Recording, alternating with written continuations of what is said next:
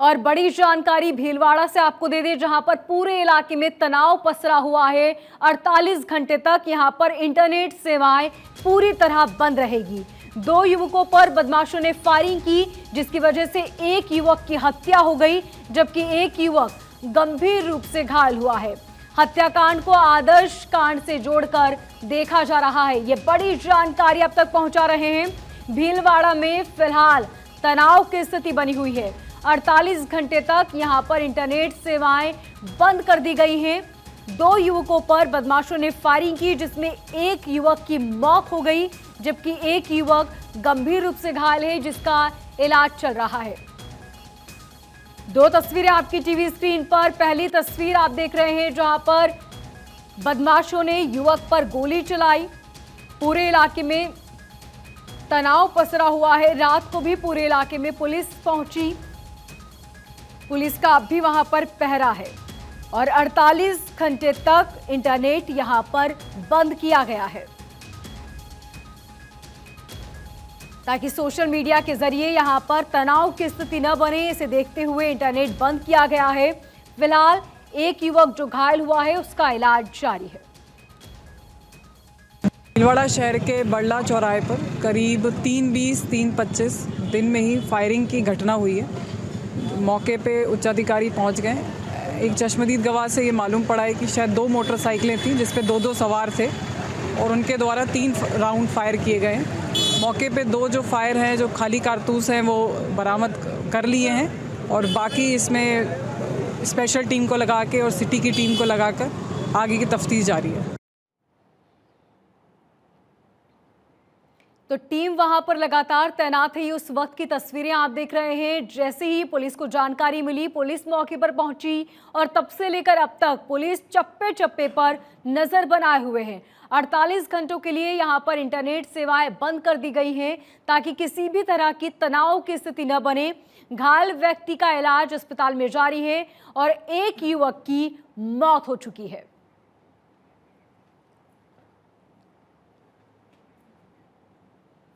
और अब बात दिल्ली के चांदनी चौक की, जहां पर भागीरथ पैलेस में भीषण आग लगी और एक के बाद एक 100 दुकानें जलकर राख हो गई। करोड़ों रुपए के नुकसान की भी आशंका जताई जा रही है। आपको बता दें कि दिल्ली के चांदनी चौक में भागीरथ पैलेस में ये आग लगी है और आग पर अब तक काबू नहीं पाया जा सका। 100 दुकानें इसमें जलकर राख हो गई। एक के बाद एक 4 इमारतों में आग लगी और कई घंटों से ये आग लगी है। टीम वहां पर मौजूद है। फायर कर्मचारी लगातार आग पर काबू पाने की कोशिश कर रहे हैं। टीम के तमाम कर्मचारी इस जद्दोजहद में हैं कि किसी भी तरह आग पर काबू पाया जा सके, लेकिन ये आग इतनी भीषण थी कि रात से लेकर अब तक टीम वहां पर मौजूद है और आग पर काबू नहीं पाया जा सका है।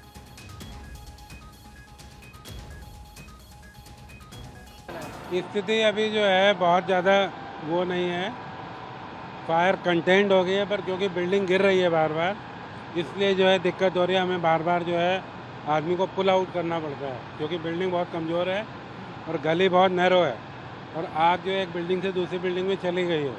तो अभी स्थिति बहुत अच्छी नहीं है और लगभग 200 के करीब आदमी होंगे, अफसर और सब मिला के। ये आग सुबह तक चलेगी। जैसे जैसे आग, क्योंकि ये सिंगल टुकड़ी वाली बिल्डिंग है, तो जहाँ हीट होती है उस वजह से बिल्डिंग फॉल हो रही है। काफ़ी पोर्शन बिल्डिंग का गिर गया, पूरी गली भी बंद हो गई है अभी।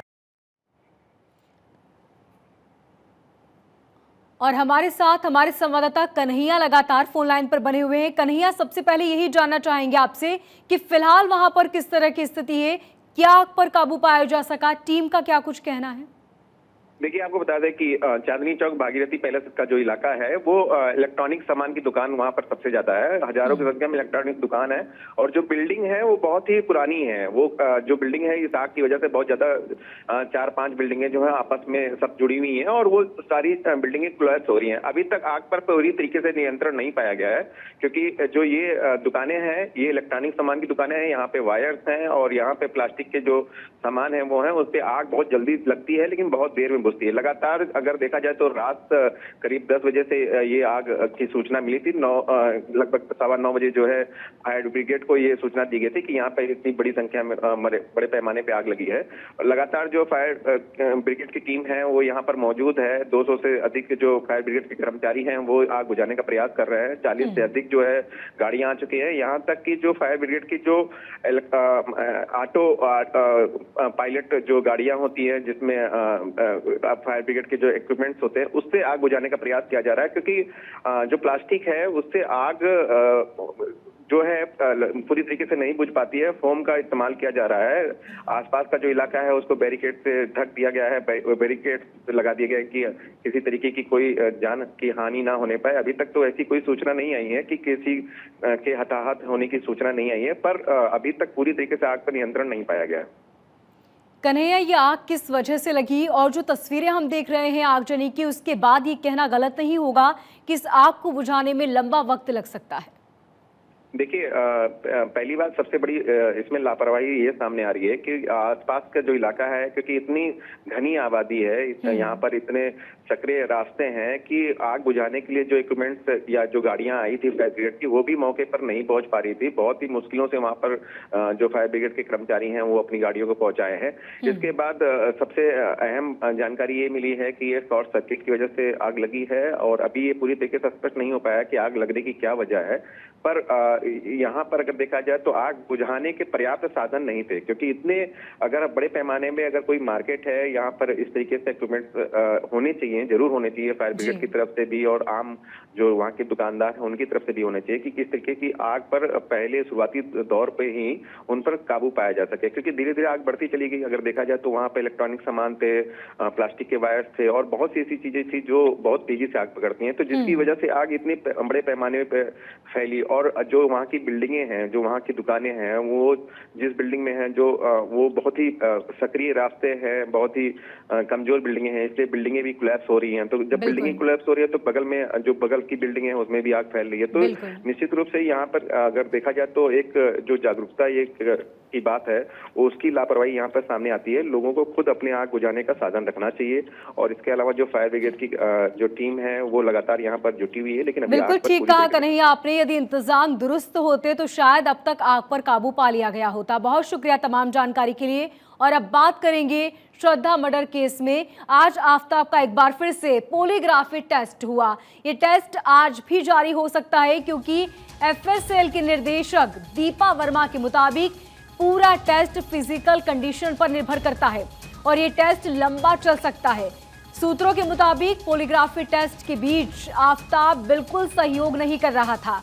पूछताछ के बीच सवालों से बचने की वो लगातार कोशिश कर रहा था। और इतना ही नहीं, जब आफताब से शुरुआत में सवाल पूछे गए तो वो पूरी तरह खामोश था।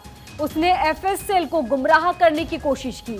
आपको बता दें कि कल 8 घंटे तक इस टेस्ट के जरिए आफताब से कई सवाल जवाब हुए और आज एक बार फिर से ये टेस्ट हो सकता है, यानी कि आज भी आफताब से कई सवाल पूछे जाएंगे।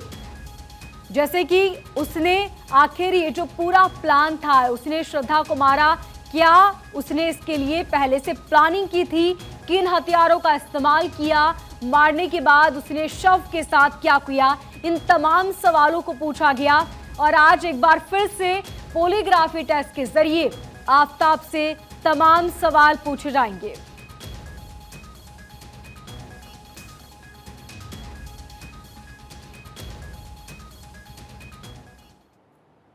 और सत्येंद्र की भोजन की मांग वाली याचिका पर आज फैसला आएगा। राउज एवेन्यू कोर्ट कल फैसला पर पूरी सुनवाई हुई थी और कोर्ट ने यह फैसला सुरक्षित रखा था। सत्येंद्र ने तिहाड़ जेल में धार्मिक आस्था के मुताबिक खाने की मांग की थी और आज दोपहर 3 बजे राउज एवेन्यू कोर्ट अपना फैसला सुनाएगा। ये बड़ी जानकारी अब तक पहुंचा रहे हैं। सत्येंद्र की भोजन की मांग वाली याचिका पर आज फैसला आएगा। राउज एवेन्यू कोर्ट में कल सुनवाई पूरी हुई थी और कोर्ट ने यह फैसला सुरक्षित रखा था। आज फैसले पर सुनवाई होनी है। दोपहर 3 बजे राउज एवेन्यू कोर्ट फैसला सुनाएगा।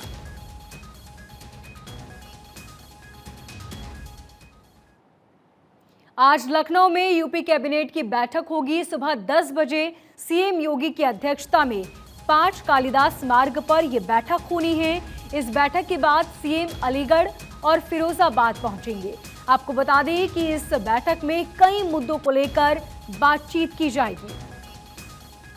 आज लखनऊ में यूपी कैबिनेट की महत्वपूर्ण बैठक सुबह 10 बजे सीएम योगी की अध्यक्षता में 5 कालिदास मार्ग पर यह बैठक होनी है। तो क्या कुछ पूरा कार्यक्रम रहेगा वो आपको बता दें।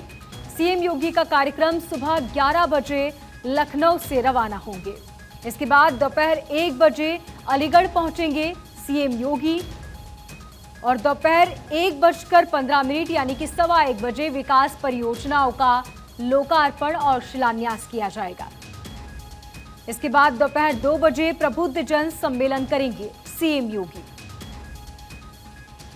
दोपहर 2:55 यानी कि लगभग 3 बजे अलीगढ़ से रवाना होंगे और इसके बाद 3:15 पर फिरोजाबाद पहुंचेंगे सीएम योगी। दोपहर 3:30 बजे विकास परियोजनाओं की सौगात देंगे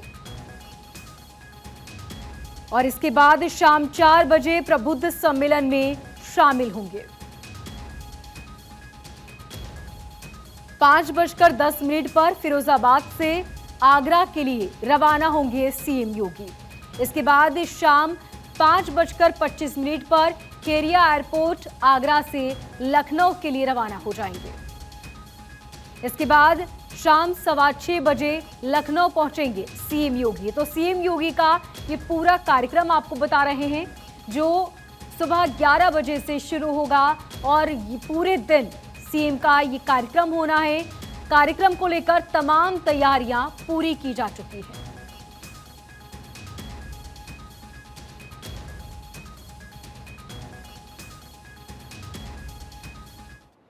तो वहीं अहमदाबाद के बावला में पीएम मोदी की सुरक्षा में चूक हुई है। सूत्रों के मुताबिक बावला में एक ड्रोन प्रधानमंत्री मोदी की तरफ बढ़ रहा था जिसे एनएसजी ने गोली मारकर गिरा दिया। इस पूरे मामले में एक शख्स को कस्टडी में लिया गया है और जांच की जा रही है। पुलिस ने इस पूरे मामले में ड्रोन का उपयोग करके वीडियो रिकॉर्डिंग की जा रही थी और साथ ही नो ड्रोन फ्लाई जोन का उल्लंघन करने के मामले में 3 लोगों को गिरफ्तार किया है, जिसमें निकुल रमेश भाई, राकेश कालूभाई, राजेश कुमार मांगीलाल और ये तीनों वो शख्स जिन्हें गिरफ्तार किया गया है। आपको बता दें कि प्रधानमंत्री मोदी जब अहमदाबाद पहुंचे तो वहां पर उनकी रैली होनी थी, लेकिन ये ड्रोन पीएम मोदी की तरफ बढ़ रहा था जिसके जरिए पूरे कार्यक्रम की रिकॉर्डिंग की जा रही थी।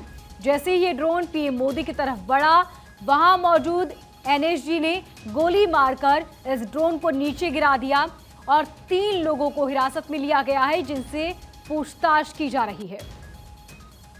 आपको बता दें कि ये पूरा जोन जहां पर पीएम मोदी की रैली होनी थी उसमें नो ड्रोन एरिया था, यानी कि यहां पर ड्रोन नहीं उड़ाया जा सकता। बावजूद इसके ड्रोन से रिकॉर्डिंग की जा रही थी, जिसके बाद टीम ने 3 लोगों को गिरफ्तार किया। पुलिस तीनों ही लोगों से पूछताछ कर रही है।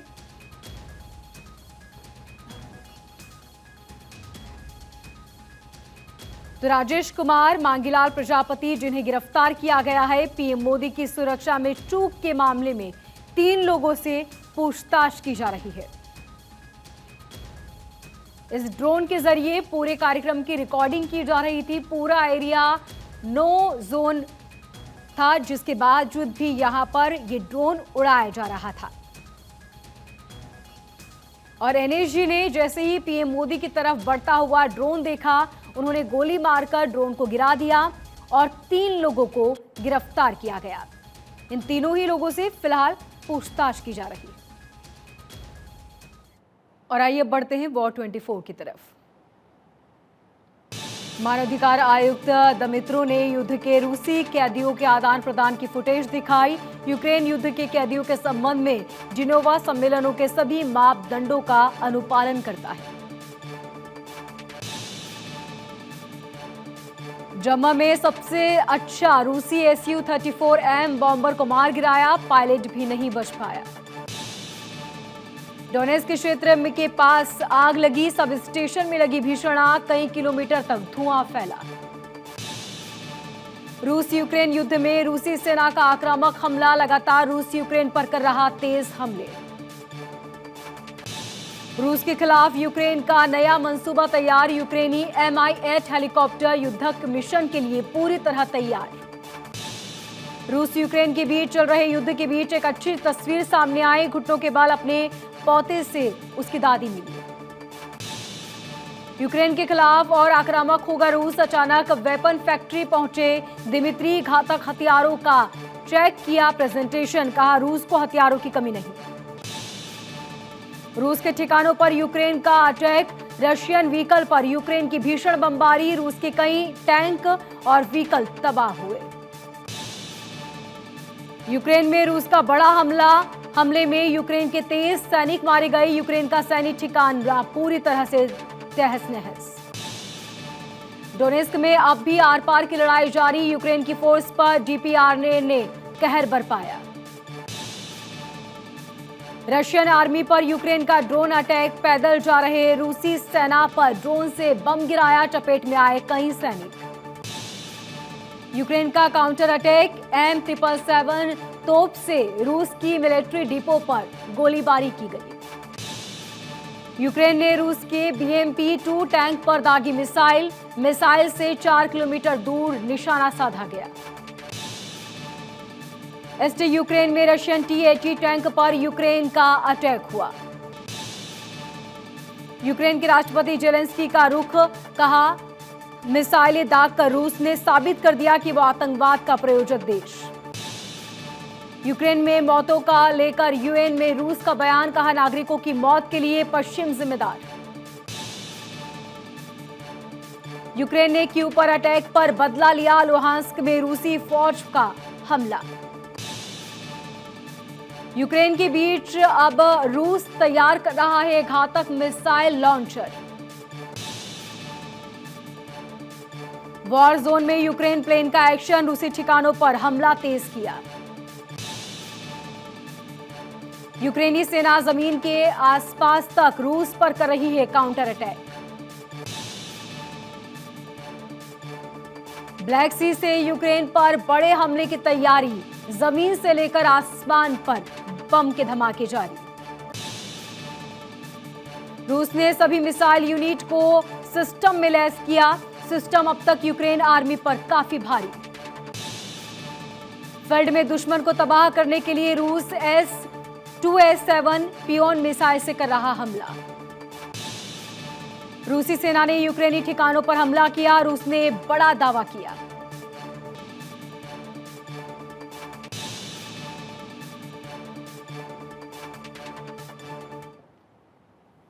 इस बुलेटिन में फिलहाल इतना ही। तमाम खबरों के लिए देखते रहिए भारत 24।